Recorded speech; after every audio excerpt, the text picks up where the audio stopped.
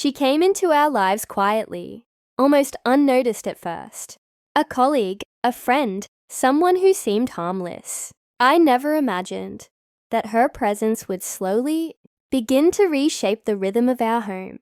There was laughter that didn't include me, conversations that stopped when I entered the room, and a distance that grew without explanation. I told myself I was overthinking, that trust meant silence over suspicion. Over time, my husband changed in ways I couldn't name, but deeply felt. He guarded his phone like a secret, smiled at messages that weren't meant for me, and grew impatient with questions that once would have felt natural. Our evenings became quieter, heavier. The warmth we once shared was replaced by a tension that sat between us like an uninvited guest. She became more visible then, her name mentioned casually, her opinions valued, her presence constant.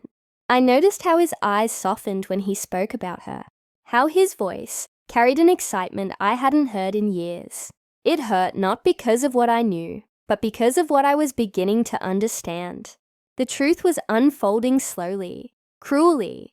When I finally confronted him, the silence said more than his words ever could. He admitted the infidelity, not with pride, but with relief, as if unburdening himself was enough to erase the damage. He said it just happened, as if betrayal were an accident and not a series of choices. In that moment, I realized how lonely I had been for a long time. Our lives changed after that, not with loud arguments or dramatic exits, but with quiet realizations. Trust was broken, and love no longer felt safe. Every shared memory now carried a shadow. Every promise felt fragile. She may have walked away from our lives, but the consequences stayed behind. I am still learning who I am after everything changed.